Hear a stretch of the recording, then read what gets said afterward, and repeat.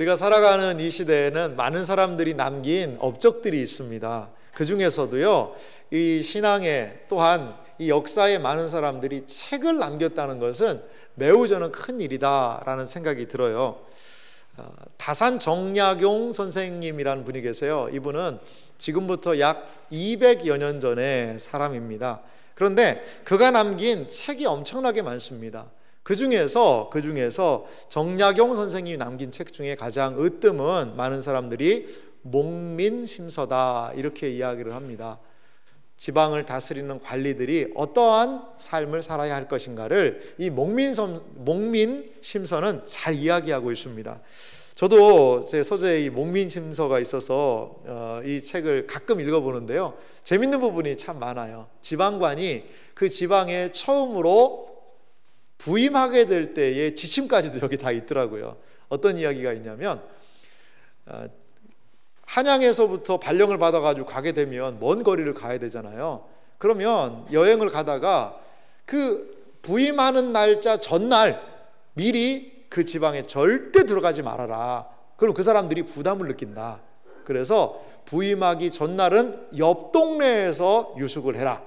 그리고 마지막 부임하는 날 아침 일찍이 부임을 해라 라는 그런 이야기까지, 백성들을 사랑하고 백성들을 잘 다스리는 길이 이치가 무엇인지를 이 책을 통하여서 남겨놓은 것을 볼 수 있습니다. 그 중에 좀 재밌는 구절이 있어서 제가 준비를 해봤는데요, 이런 부분이 있더라고요. 뇌물은 누구나 비밀스럽게 주고 받겠지만, 이게 200년 전의 상황인데요, 한밤중에 주고받은 것도 아침이면 드러난다. 그 당시에도 좀 뇌물이 성행했던 것 같아요. 뇌물 받지 마라. 다 안다. 다 드러난다. 또 이런 얘기도 있어요. 재난이 생길 것을 생각해서 예방하는 것이 재난을 당한 후에 은혜를 베푸는 것보다 낫다.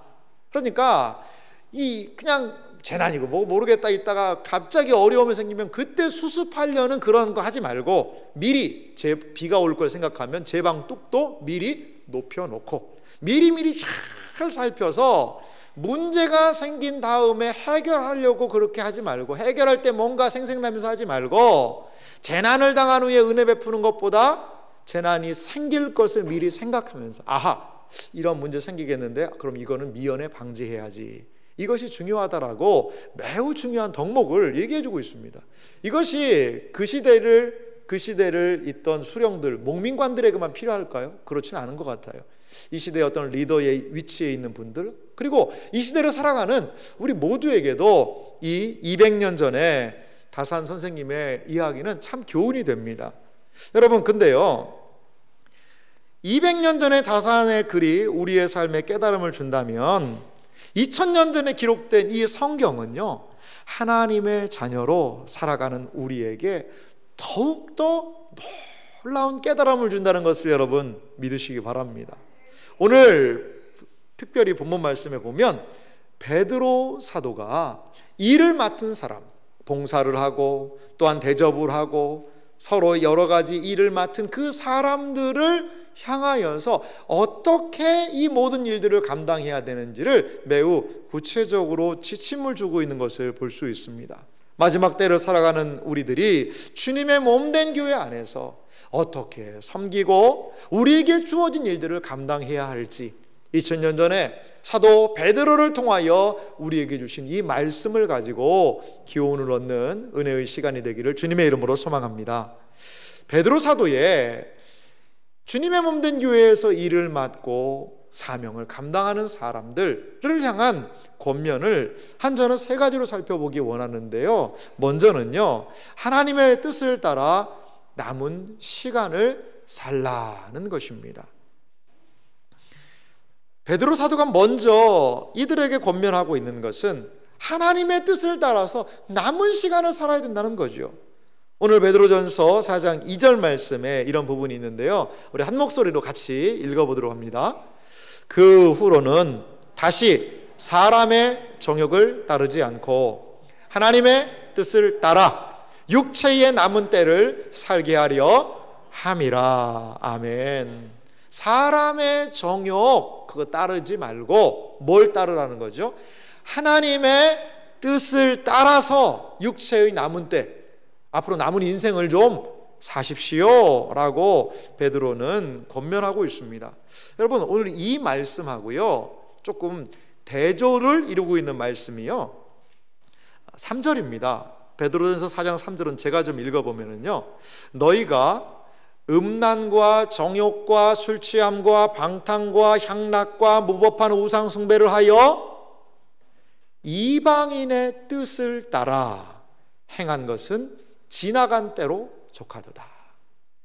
여기에 2절에는 하나님의 뜻을 따라 남은 때를 살아라 이렇게 말씀했는데, 3절에는요 이방인의 뜻을 따라 행한 것, 그 행한 것이 무엇일까요? 위에 있는 것들입니다. 음란, 정욕, 술 취함, 방탕, 향락, 무법한 우상 숭배.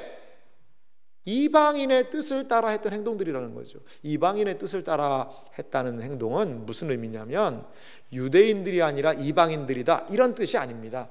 여기에서 이방인은 하나님을 믿지 않는 사람들, 비그리스도인들을 의미하는 용어입니다.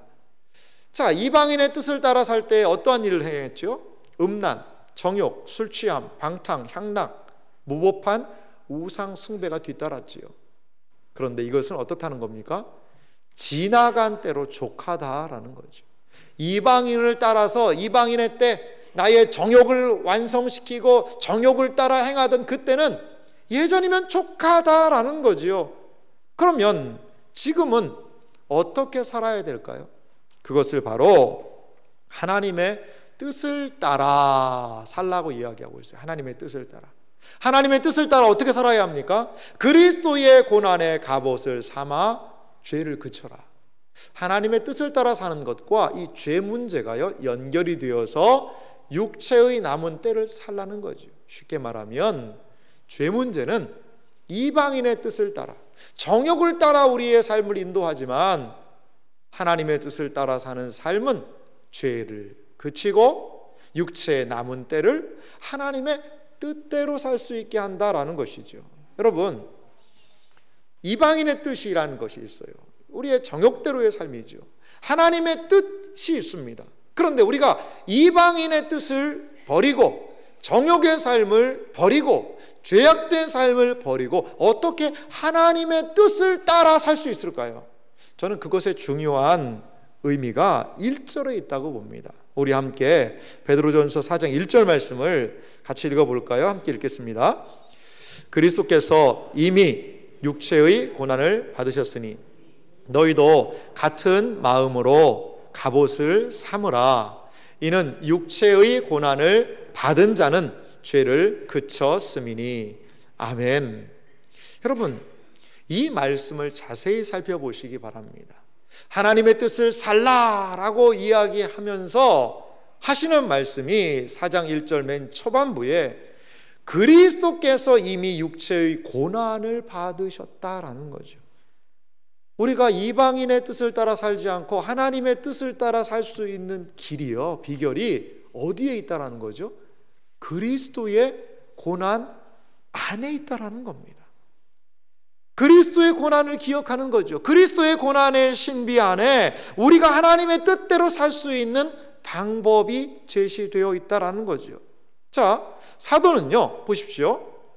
육체의 고난을 받은 자는 죄를 그쳤습니다. 이런 표현이 있어요. 좀 어려운 표현이긴 합니다만 이렇게 생각할 수 있습니다. 그리스도께서 우리를 위하여서 당하신 고난, 십자가의 은혜, 거기에서 우리의 모든 죄값을 치르신 그것을 가지고 기억하는 심령들은 육체의 고난 속에서 오히려 그리스도를 바라보며 죄를 그치게 된다는 거죠. 사실 고난과 어려움이 오면 자기 자신을 많이 돌아보게 되잖아요. 그러면서 예수님을 생각을 많이 하게 되고요, 그 죄악된 것들을 조금은 돌아보고 그치게 되는 것도 분명히 있는 것 같아요. 그래서 예수님과 더 가까이 가고 하나님의 뜻을 따라가는 일들이 거기에서 가능하다는 거죠. 베드로전서 2장 24절 말씀 보니까요, 예수님의 고난이 우리에게 준 효과를 이렇게 이야기하고 있습니다. 좀 같이 한번 읽어볼까요?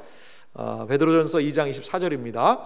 친히 나무에 달려 그 몸으로 우리 죄를 담당하셨으니 이는 우리로 죄에 대하여 죽고 의에 대하여 살게 하려 함이라. 그가 채찍에 맞음으로 너희는 나음을 얻었나니. 아멘. 예수님의 고난을 열거하고 있죠. 친히 나무에 달려 그 몸으로 우리 죄를 담당하셨다. 예수님의 고난 받으심을 이야기를 합니다. 그런데 예수님의 고난을 이야기하면서 이 고난으로 말미암는 효과가 무엇인지를 이렇게 말하는데요. 우리로 죄에 대하여 죽고 의에 대하여 살게 하려 하심이라.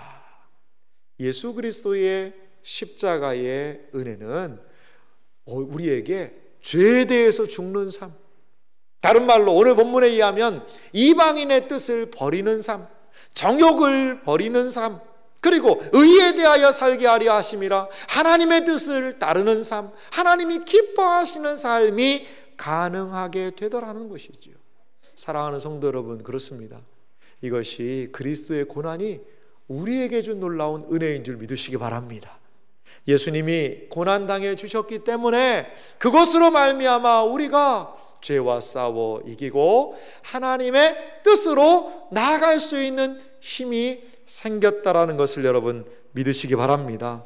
우리의 남은 육체의 때, 이 남은 날들을요 어떻게 보내야 될까요? 어떻게 보내야 할까요?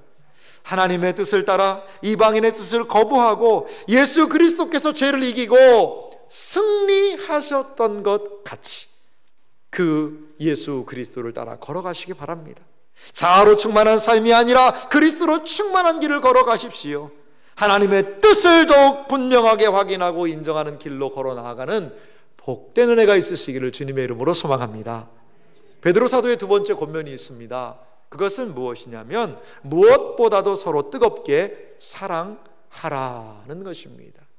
첫 번째 베드로 사도의 권면은 하나님의 뜻을 따라 살라는 것이지요. 죄악된 본성을 거스려서 하나님의 뜻을 따라 사십시오 라고 권면했다면, 이제 베드로 사도는 구체적으로 우리에게 무엇보다도 서로 뜨겁게 사랑하라고 권면하고 있습니다.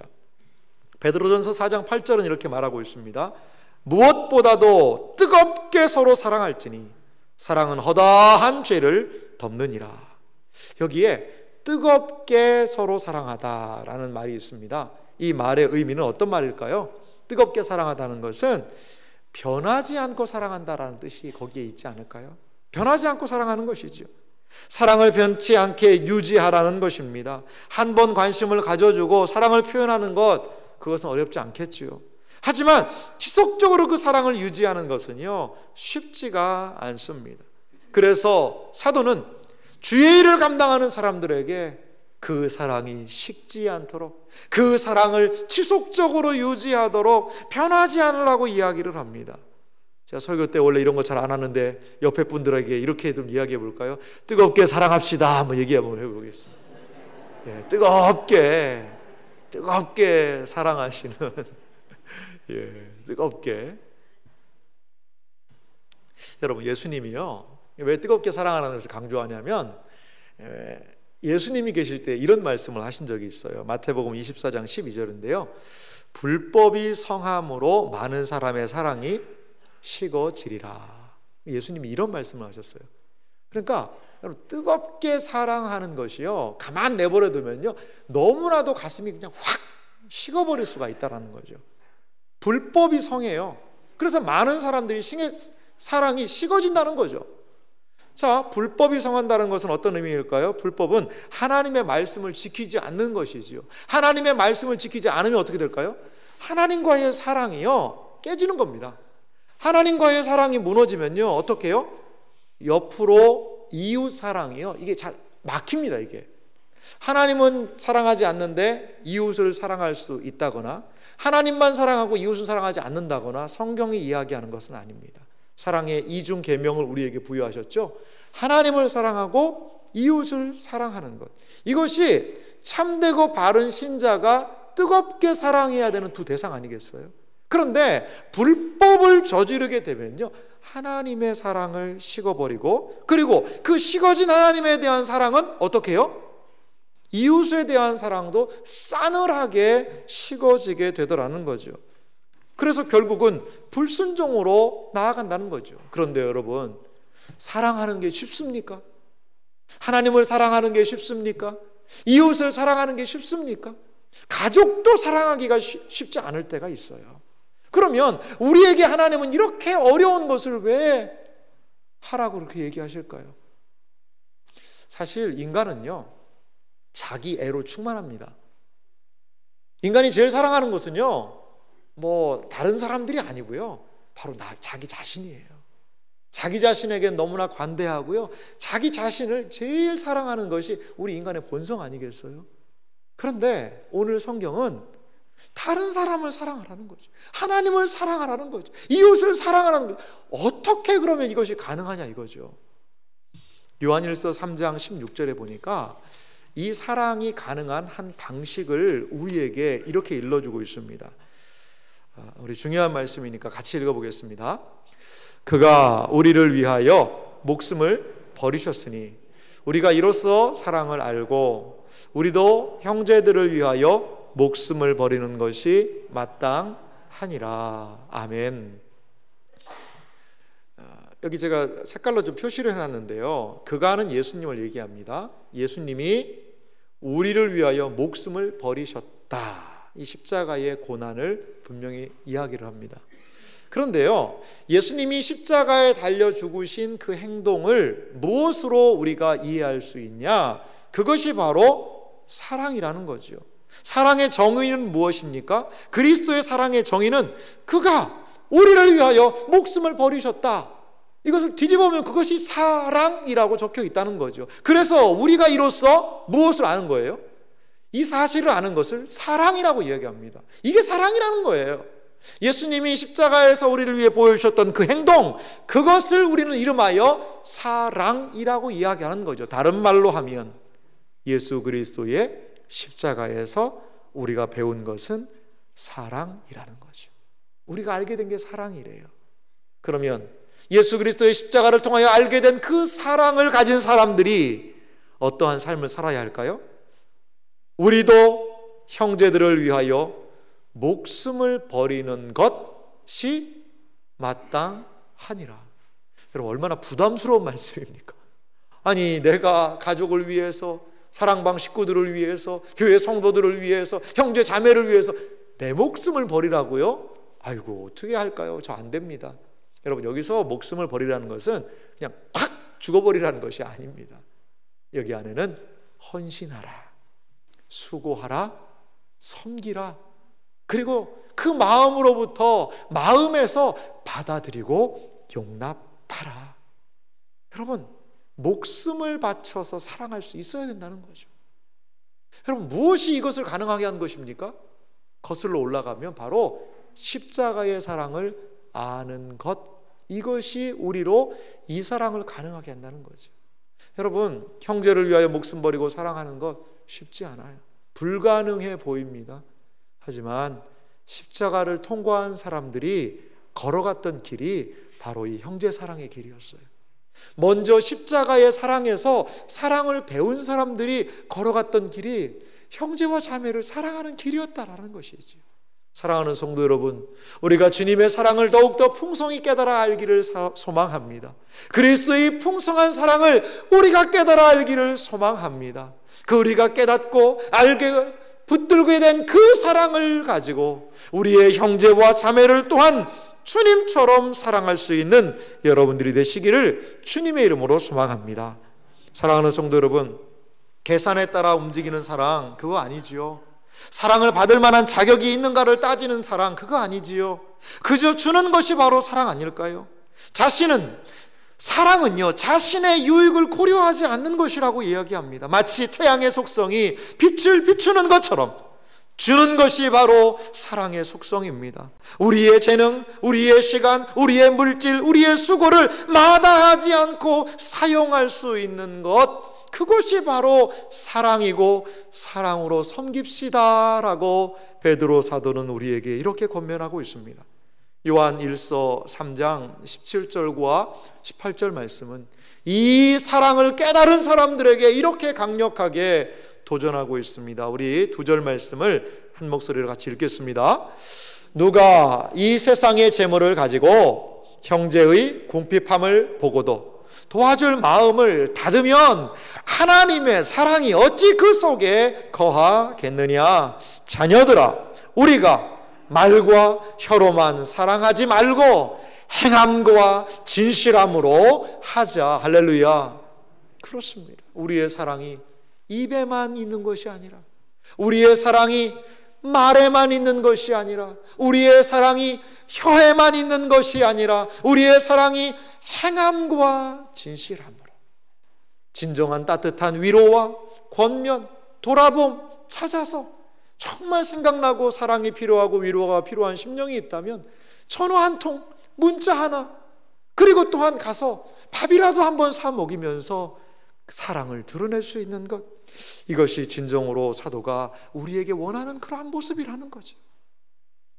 서로 사랑하게 되면 어떠한 일들이 나타나게 될까요? 오늘 본문으로 다시 돌아가 보면은요, 베드로전서 4장 9절은 이렇게 말합니다. 서로 대접하기를 원망 없이 하고, 사랑하면 서로 원망 없이 대접할 수 있어요. 야, 내가 밥을 샀는데 너는 밥 한 번도 안 사더라 그러면서 그렇게 할 필요 없어요. 내가 할 수 있으면 하면 되는 거죠. 내가 한 번 했으니까 이렇게 몇 번 하겠지.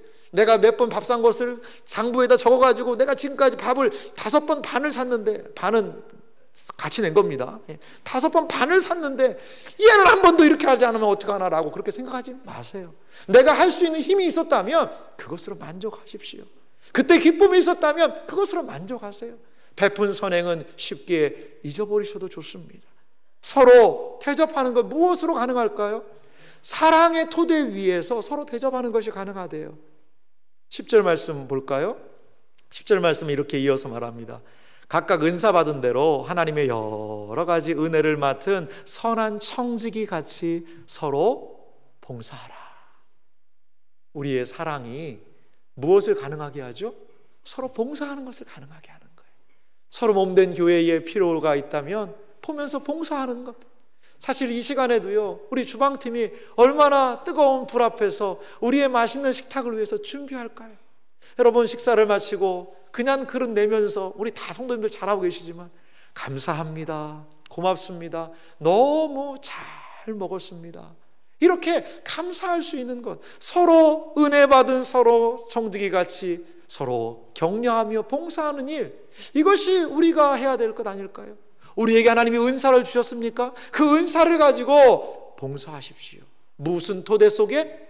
사랑이라는 토대 속에서 여러분, 우리에게 주신 것을 가지고 섬기며 봉사하십시오. 그럴 때에 하나님의 놀라운 은혜의 역사가 나타나게 될 줄 믿습니다. 주의 일을 감당하는 사람들이 기억할 것이 있어요. 일을 하다가요, 사랑을 잃어버리기가 너무 쉬워요. 잃어버리기가. 일을 하다가 관계가 깨어지고요, 나중에는 섬김도 아무것도 안 되는 거죠. 여러분, 일을 하다가 일은 서로 사랑하라고 하는 거거든요. 교회에서의 섬김은 특별히 그렇습니다. 그런데 일만 남고요, 관계가 깨지고 사랑이 깨트려진다면요, 그것은요, 하나님만 못할 때가 많은 것 같아요. 사랑하는 성도 여러분, 우리의 모든 섬김의 토대가 사랑이기를 간절히 소망합니다. 우리가 섬기는 모든 것을 통하여 더 뜨겁게 사랑하라는 이 사도의 권면이 실천되어지는 우리의 모든 섬김, 모든 일들이 되기를 간절히 소망합니다. 공동체를 위해서 섬기는 사람들이 해야 하는 중요한 일은, 그래서요, 히브리서 10장 23절과 24절에 이렇게 말하고 있습니다. 또 약속하신 이는 미쁘시니, 미쁘다는 것은 믿을만하다라는 그런 뜻이죠. 우리가 믿는 도리의 소망을 움직이지 말고 굳게 잡고, 우리의 소망을 굳게 잡고 할 일이 있다는 거죠. 24절 말씀을 우리 한 목소리로 같이 읽어봅시다. 함께 읽습니다.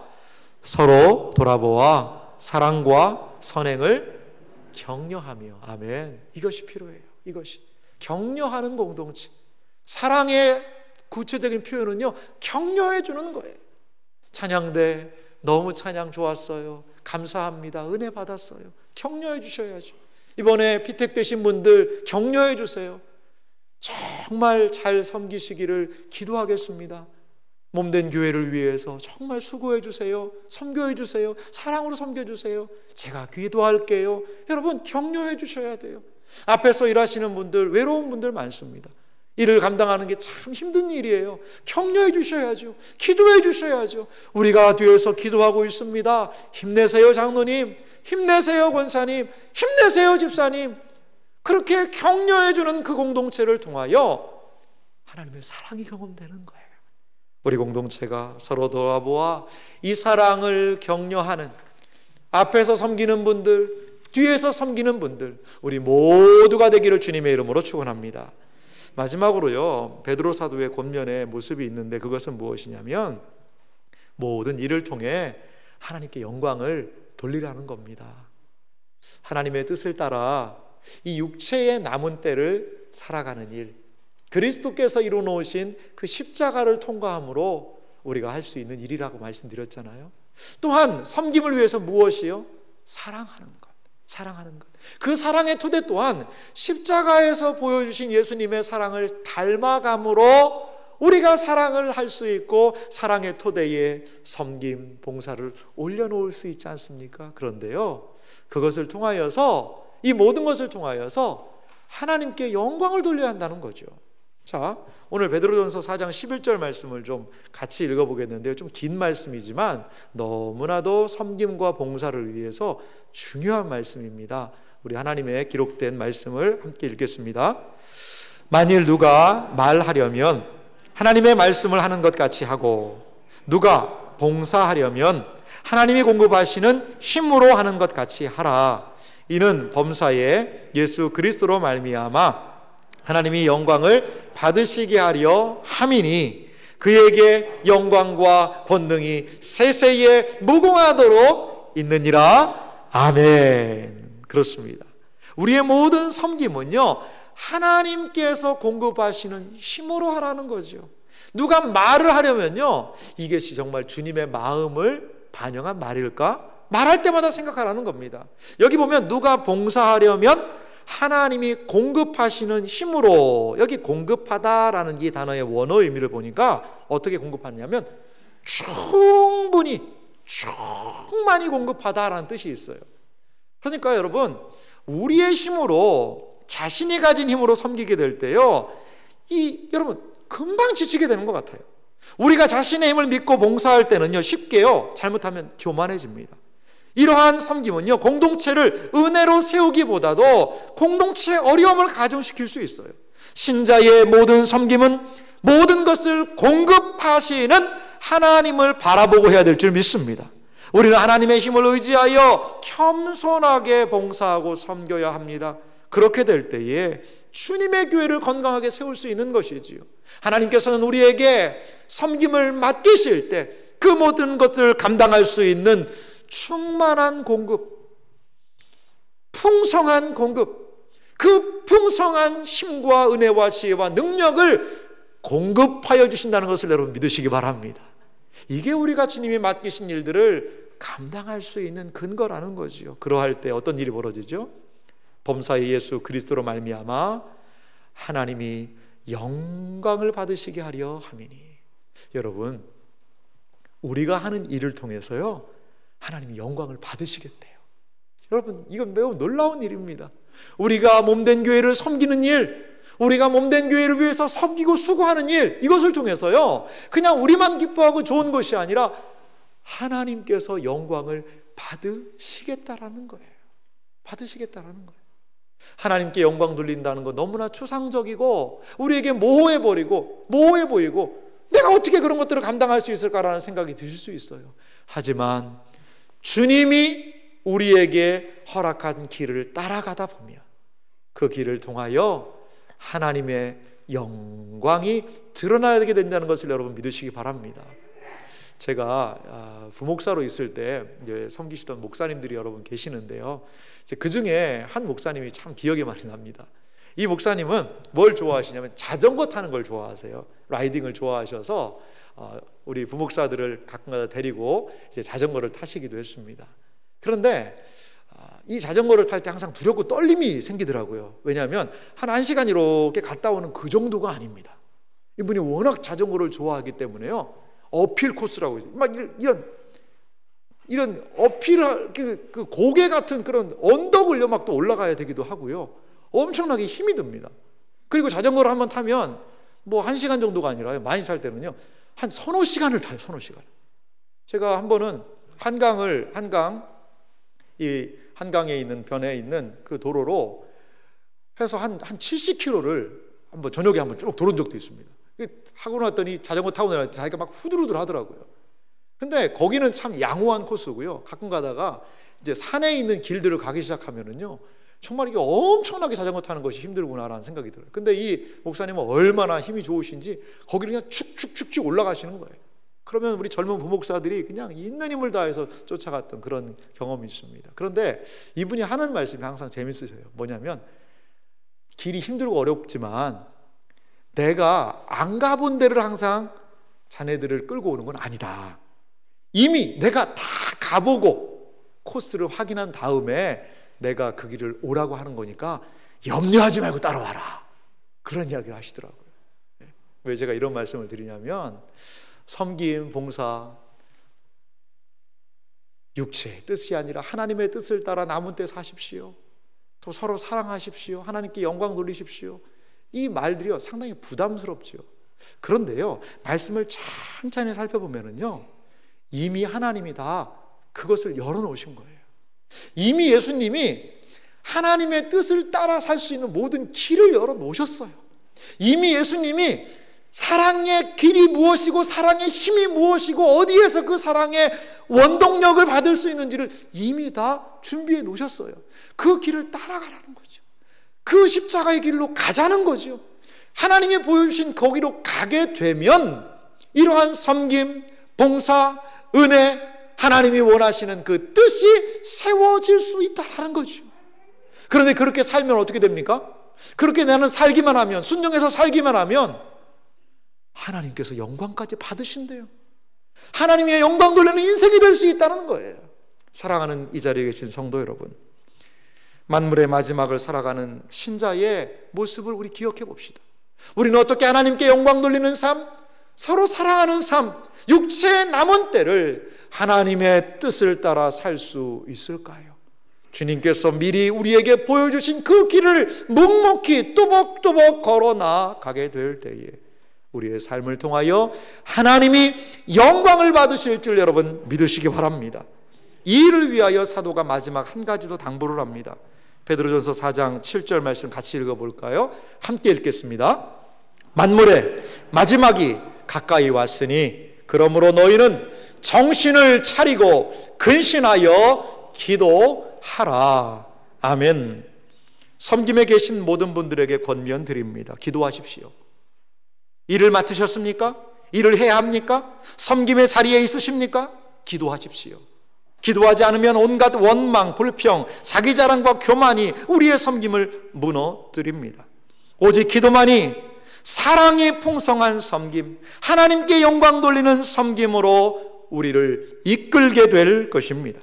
말씀을 듣기만 하여 이론에 머물러 있는 삶이 아니라, 생각이 많은 삶이 아니라 정신을 차리고 깨어 기도해야 합니다. 이것이 바로 육체의 남은 때를 살아갈 수 있는 신자의 지혜입니다. 하나님께서 우리에게 맡기신 모든 일들을 깨어 기도하며 온전히 감당할 수 있기를 주님의 이름으로 축원합니다.